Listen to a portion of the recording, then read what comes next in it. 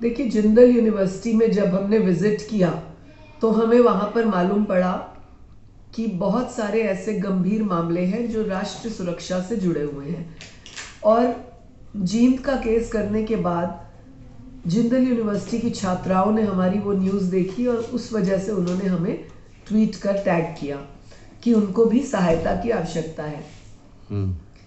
जब हम यूनिवर्सिटी पहुंचे तो बच्चियों ने हमें बताया कि समीना हसन दिलवई करके एक प्रोफेसर है उनकी, जो कि जेंडर की प्रोफेसर है, परंतु सेक्शन सी और डी थर्ड ईयर लॉ के स्टूडेंट्स को उन्होंने बम्बल ऐप को के जो है अकाउंट बनाने की बात कही, उनको बॉडी शेमिंग की बात की और उनके साथ जेंडर की ऐसी बातें की जो सुनने लायक नहीं थी, जो कि करिकुलम में भी नहीं होती। इस पर बच्चियों को ऑब्जेक्शन था, इवन लड़कों को ऑब्जेक्शन था।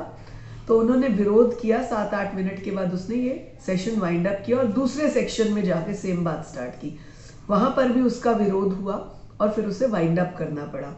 इस गंभीर विषय को लेकर महिला आयोग चिंतित था कि हम अपनी बेटों को पढ़ाई के अलावा, स्कूल, कॉलेज, यूनिवर्सिटी करिकुलम के अलावा ये बम्बल ऐप में डेटिंग ऐप जो मानी जाती है, इसको बताने का क्या मकसद होता है हमारा, या इसके लिए हम प्रेशर क्यों करते हैं। शर्मनाक बात ये भी रही कि जब बच्चों ने इस ऐप को या अपना अकाउंट बनाने के लिए मना किया तो उसने कहा कि आप फेक अकाउंट बनाइए, राहुल गांधी की फोटो डाल के अकाउंट बनाइए। मतलब इतनी वाहियात अजीब बातें।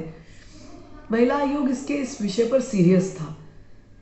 हमने लगभग 1 दिसंबर को कमिश्नर को लिखा था। 17-18 दिन के बाद ये एफआईआर दर्ज हुई और एफआईआर दर्ज होने के बाद अब हम आपके माध्यम से कमिश्नर को निवेदन करते हैं कि वो इस पे आगे भी एक्शन ले, चाहे इनको अरेस्ट करने का है, चाहे इनके खिलाफ जो भी कार्रवाई बनती है, जो धाराएं लगाई हैं उसके खिलाफ उनके ऊपर वर्क करें।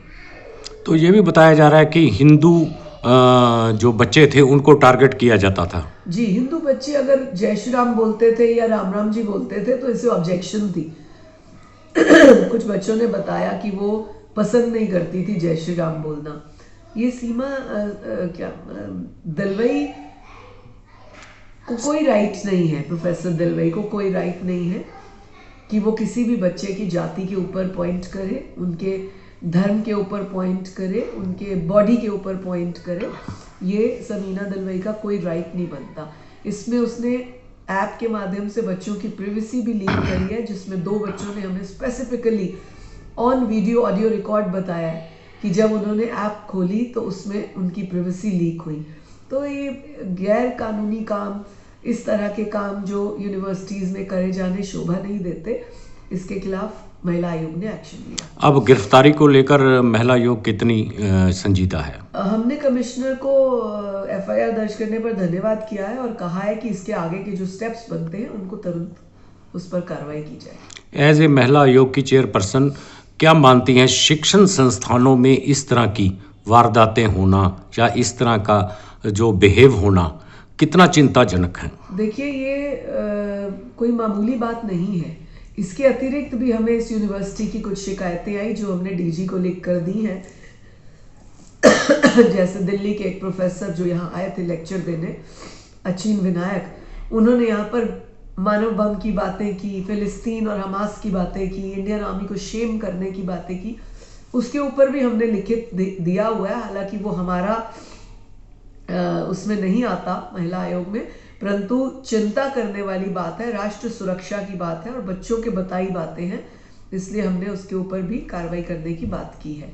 शिक्षण संस्थानों में आउट ऑफ करिकुलम इस तरह की बातें अशोभनीय है।